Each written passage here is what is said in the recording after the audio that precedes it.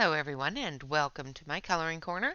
Today is Topic Tuesday and the topic for the month and for this week is getting ready.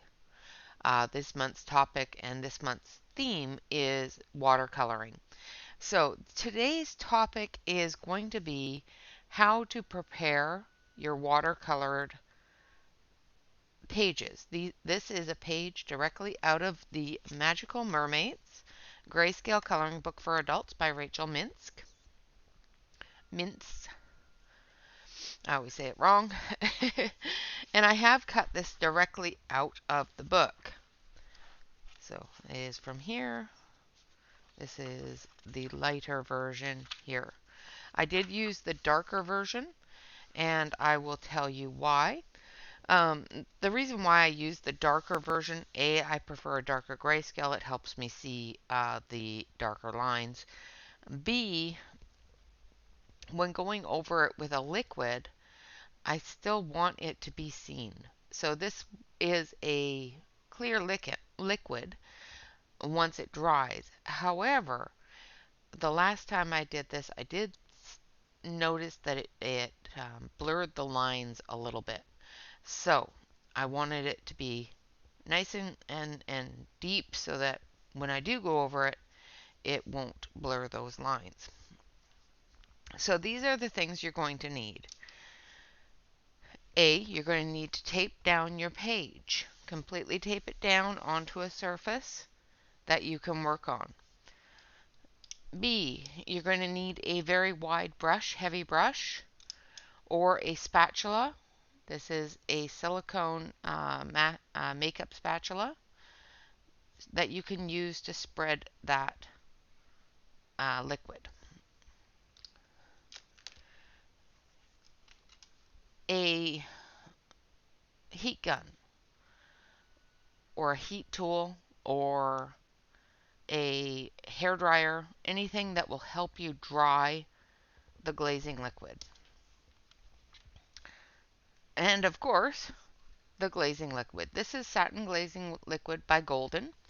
Another thing that we are going to use on a different picture is the clear texture gesso. You don't have to use a texture. I like to have the texture just to give a little bit of extra bite if I decide to go over it with, say, colored pencils or gel crayons.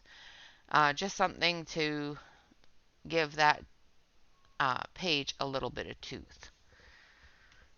So this one here, we're going to actually work with the satin glazing liquid. I watched, last year I did this as well, and I watched several different videos on how to prepare for your watercoloring. One of the methods was using this satin glazing liquid, which was really interesting to me because this is a glazing liquid to extend acrylic colors. So when you use acrylic paint, if you're not quick enough, it will dry really fast. And this will help it not dry as fast. So I didn't think it would work. But I tried it and it did work. It was very interesting. Basically, what you do is you put this down on your page, you dry it, you put down another layer and you dry it, and then you put down a third layer, and then you can, after it's fully dry and fully cured, then you can paint on it. It's a little bit of an extended period of time. And to tell you the truth, it's not one that I like using because of the extended period of time that it takes to use. I am going to try it with the heat gun this time because last time I didn't. Okay, so I've just put a streak of it on. I'm going to take my spatula and I'm going to pull it as thin as I can across the page. You are going to notice that your page starts to warp and bubble a little bit. I like the rubber spatula tool because it does spread it really well and it does pick up any excess. So if there's any excess there, it's going to pick it up and lay it down in a different area that needs it.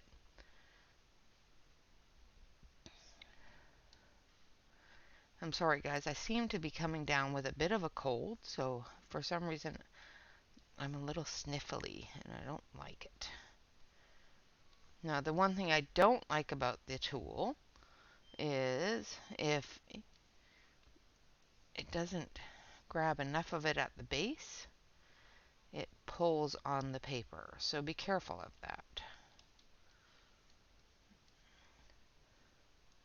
And this stuff you want to put on extremely thin and try not to move it around too much on the first layer.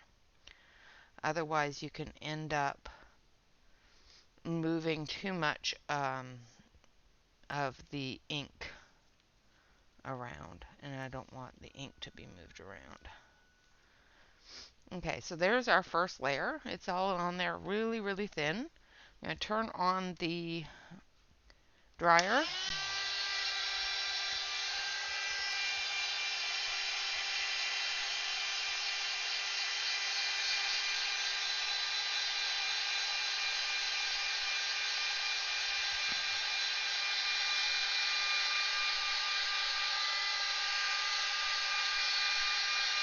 And of course you're going to have areas where it's a little bit thicker, where it's going to take a little longer to dry.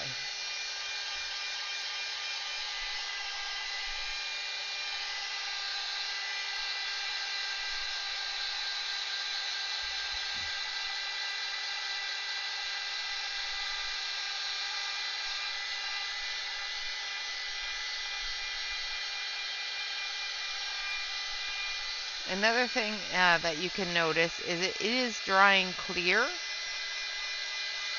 which is great.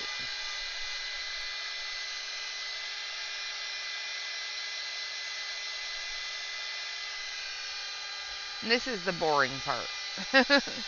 Drying it all out is really boring.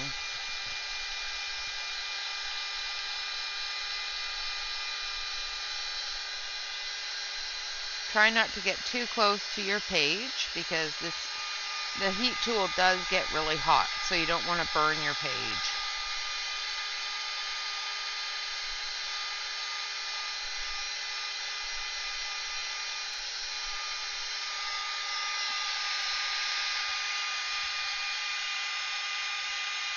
And the heat tool is going to come in handy all month long as we paint,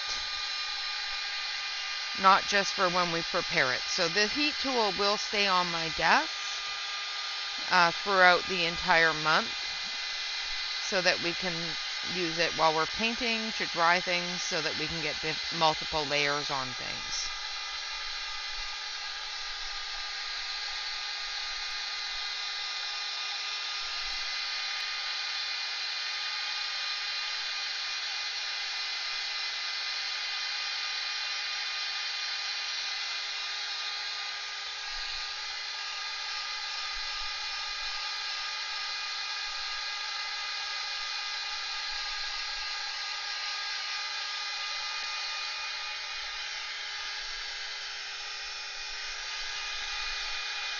Now certain areas I can tell that aren't dry because I can still see a line.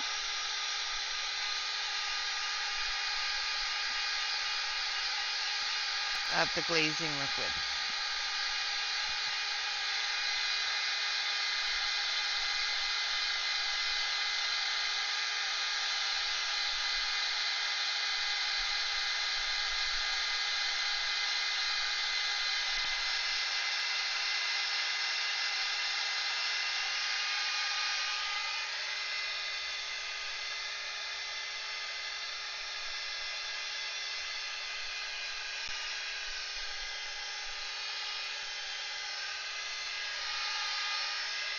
Now I don't know how loud this is with this new mic, so hopefully it's not too loud because that's really annoying. But it does take some time. Alright. So it's fairly dry. It's not completely dry, but it's fairly dry. I have to dry up here a little more.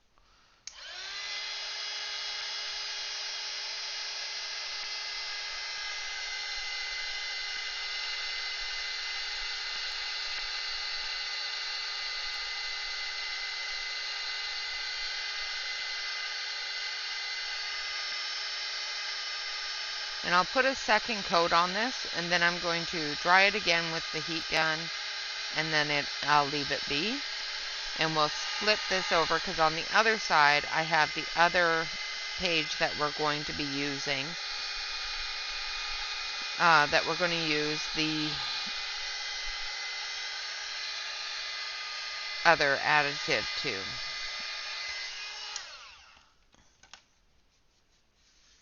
Okay, yeah, that's fairly good.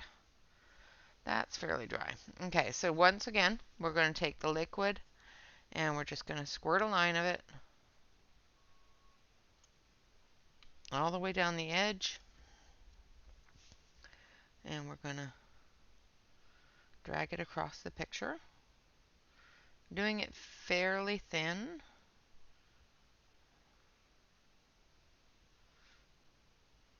You will see that it starts to warp the page just a little bit. And once we are done with everything and it's fully dry, if it's still a little warpy, what I will normally do is I'll take a hot iron and I'll iron the page out nice and flat.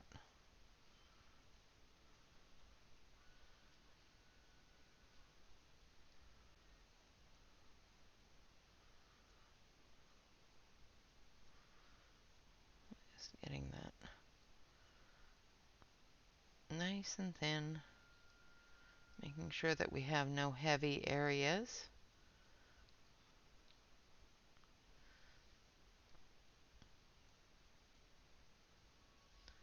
This stuff is a little bit more forgiving than the textured gesso, as it is a very, very, very thin product, and it doesn't have a lot of grit in it. Okay, so we've got that on there again, and again we're going to dry it out.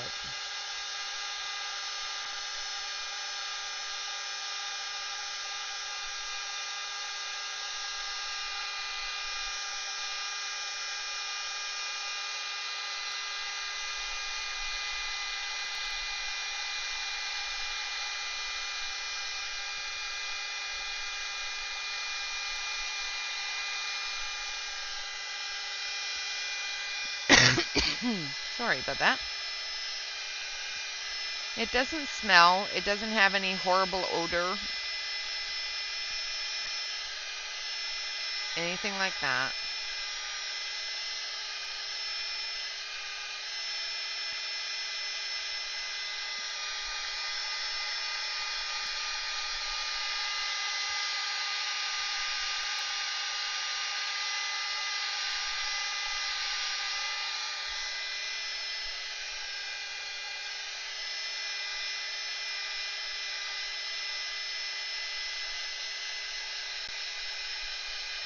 The only thing is the drying time. Getting it to dry. Now last year, I did this and let it air dry for a long time. It was a pain in the butt.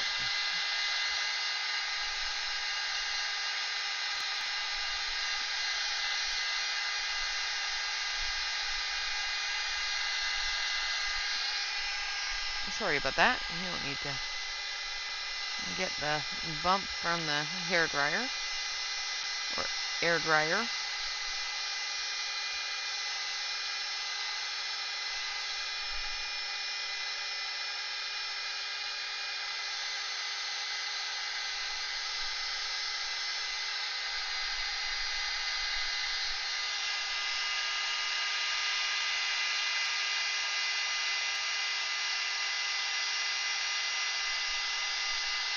And basically all we're doing is we're preparing the page for water.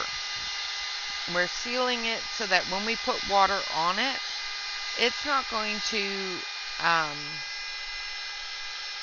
completely wash away the picture that we have on here. Another thing it's not going to do is it's not going to pill the paper up. So because this is just plain old coloring book paper, and it's not very thick. It's not definitely not meant for a wet medium. And that's of course of no fault to the coloring book manufacturer person, uh, creator, anything like that. This is meant for coloring with dry medium. So when you go to work with it with a wet medium, you have to prepare it for the wet medium. If you're not going to reprint it on a wet medium um, paper, then you need to prepare the paper for the wet medium. And that's what we're doing. We're preparing the paper for this wet medium.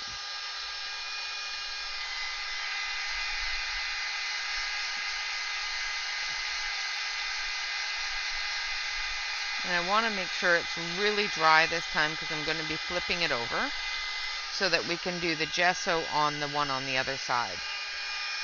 Now, the one on the other side is a page that I printed on my printer on a wet medium paper.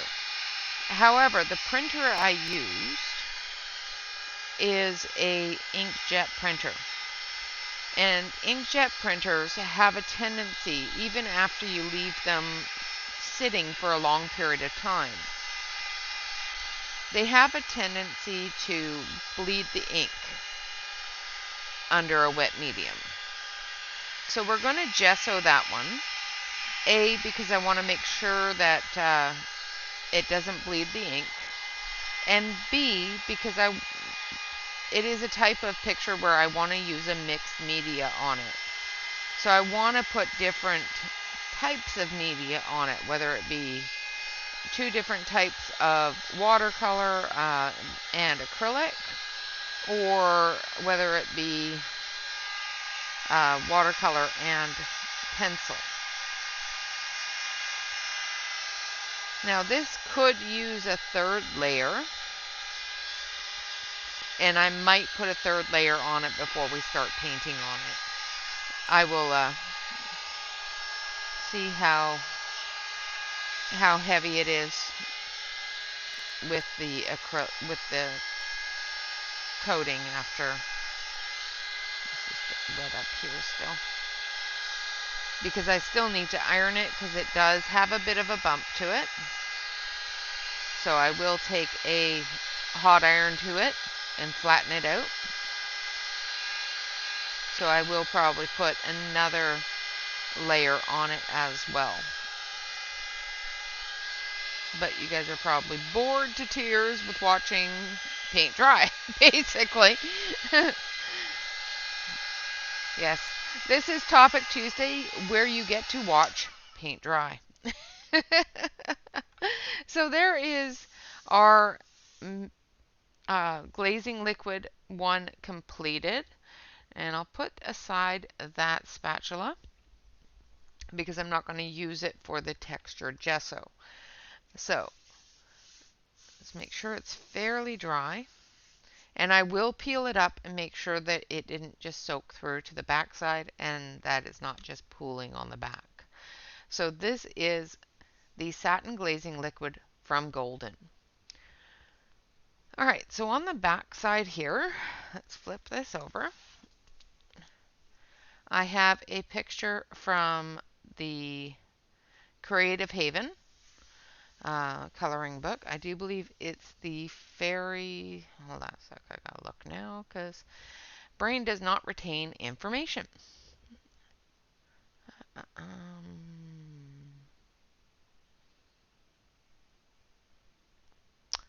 Magical Fairies, I do believe, is the one it's from. No, that might be Enchanted Fairies.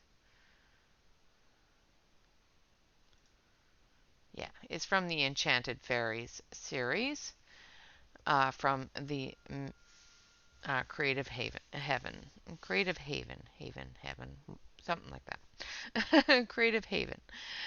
So what we're going to do, I have printed this on watercolor paper. The watercolor paper I printed it on is a fairly thin watercolor paper.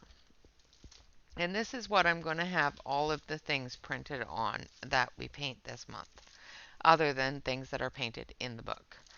So it's just called Paint. It's an acid-free, recycled, and proudly made in the USA. It's done by J.I. Design uh,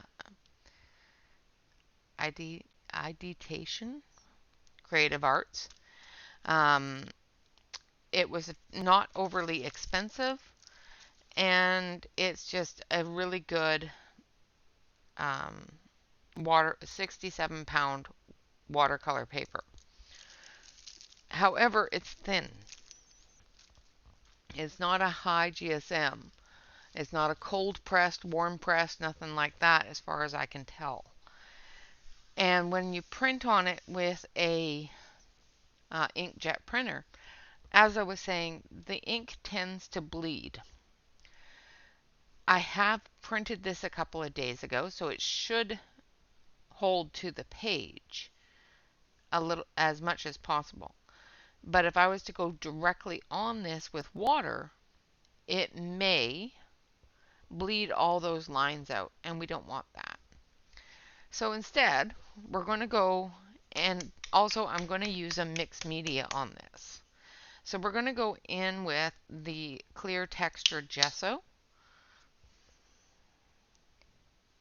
Again, I watched a YouTube channel that told me this was the best one to use for this application.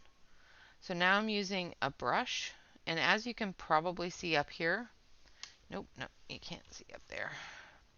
It's already starting to bleed it, so I'm just going to be very gentle with my brush. So if it's bleeding it with the gesso, you can imagine what it would do with the water.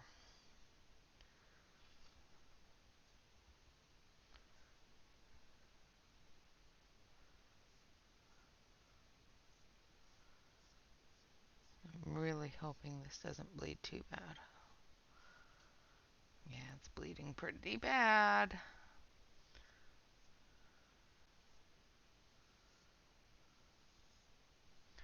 I may not be able to use this page. So if your page starts doing what mine is doing here, and you guys can't see it all that badly, I can. So I'm going to switch from this brush to a smoother brush, a softer brush.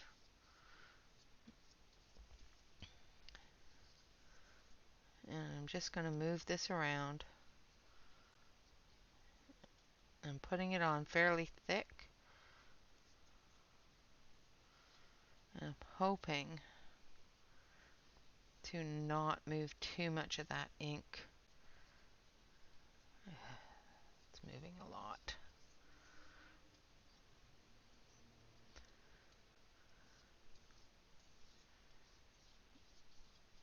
And I may be doing this completely wrong,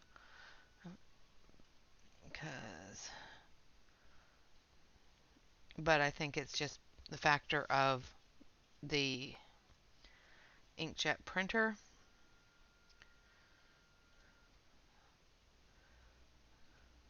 So I may end up reprinting this one if this doesn't turn out.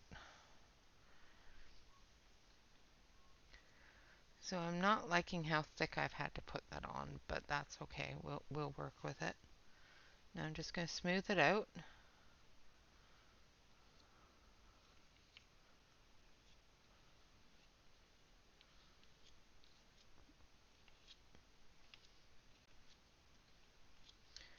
And it is lifting the paper.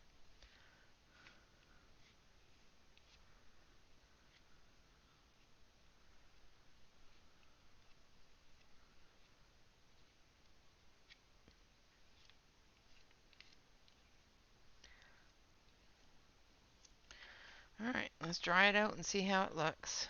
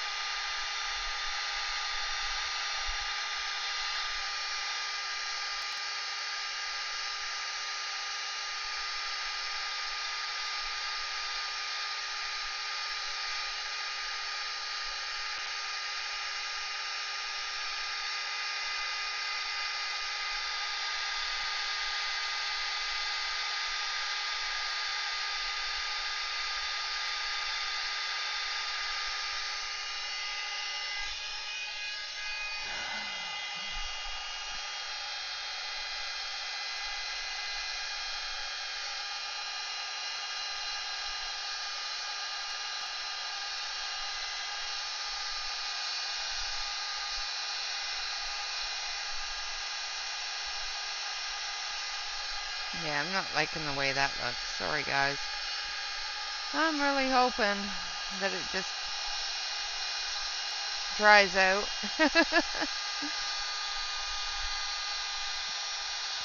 So I did kind of expect it. I was really hoping it wouldn't. And you guys can't see it as badly as I can. So, and basically what has happened is the gesso, because it is an inkjet printer, the gesso has picked up the ink and spread it around and has created a little bit of a mess.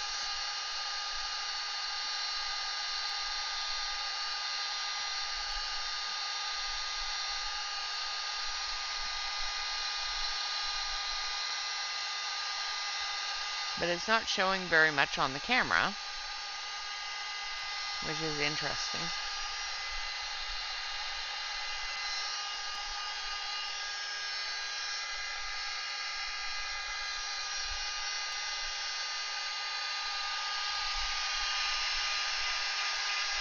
But I'll show you in just a minute here after I get this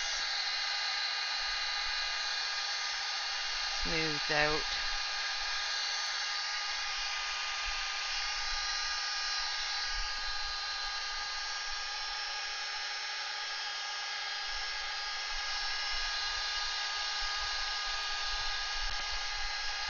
So I must say that I prefer the liquid glazing medium.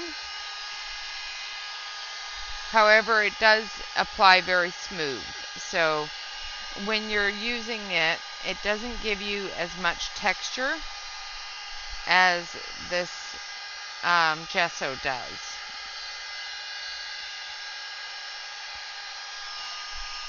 But with gesso, sorry, I'll turn that off. With gesso, you have to be very careful to apply it very, very smoothly. Otherwise, you get bumps. And this isn't quite dry enough, but it's dry enough to move it around. If you can see the bleed up through here in her face, it also bled down through her arm and somehow ended up getting red on it. What the heck? I have no idea where that red came from. Interesting. Wasn't there a second ago. I have no idea where that came from. Must have come out of the paper from the ink. So yeah, it did not do well with the inkjet printer. So this one here is a wash. Oh, it picked it up out of, oh, that's interesting. It picked it up out of my cutting board. So a stain on my cutting board absorbed into the back of the page here. Let me show you. Peel this off. So there's the red, and it's a stain on the back of my cutting board that got pulled up into the back of it. That's really kind of interesting. Basically, it's soaked right through, and as you're drying it, the gesso stays on and the water pushes through it and dries off. That is a very, very interesting. But again, as you can see, I'll switch you over to the other camera here so you can see a little bit better. So as you can see, it has bled that ink all over the place and made quite a mess of this poor page. So I will reprint it on my laser jet printer, and hopefully we won't have the same problem. But I wanted to show you what could happen with an inkjet printer. I had a feeling this was going to happen, especially with the liquid glazing solution. That's why I wanted to use the gesso on it, because it's a little bit thicker. I was really hoping it would seal it in instead of bleed it out. If I had gone on this directly with watercolor, it would have happened worse. So that one is a no-go. So we're just going to fold that up and throw it in the trasher. And that's one of the things with printing your own pages, whether they be your pages or whether they be pages that you have um, printed another from a PDF, is that you have the ability to say, yeah, no, I don't like the way that looks. Crumple it up and throw it over your shoulder and start over. There is no shame in mistakes. The only shame or the only thing with making a mistake like that is not learning from it. There are no stupid questions, there are no mistakes. There are always learning experiences. So, that is our topic Tuesday today of how to not and how to prepare your papers for paint. So this one is being prepared and is completed. We will probably go over it one more time with the satin glazing liquid. I will be going over it with a hot iron. And if you don't know what a hot iron is, it is a very little tiny iron. And you iron, put your page between either some cloth or two different pieces of paper, something that is going to keep the page from absorbing too much heat, but enough heat to flatten it out. So I'll show you my iron. It's really cute. If I can get it out of the bag.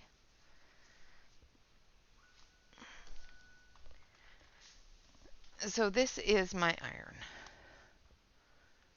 And it's just a little teeny tiny iron. And you just take your iron when it's plugged in and you just go over it and you flatten it all out. Wipe it off, put it on there until it's cool, and then you put it away. So this is one thing that I use a lot during watercolor, because once I paint on this, it's going to warp again. And then I just iron it to get it all nice and flat to put it in the album. Okay, so that is the good results came from the satin glazing liquid. The Montmartre Clear Texture Gesso, I have used this before on a coloring book page, actually just last month, and it worked quite well.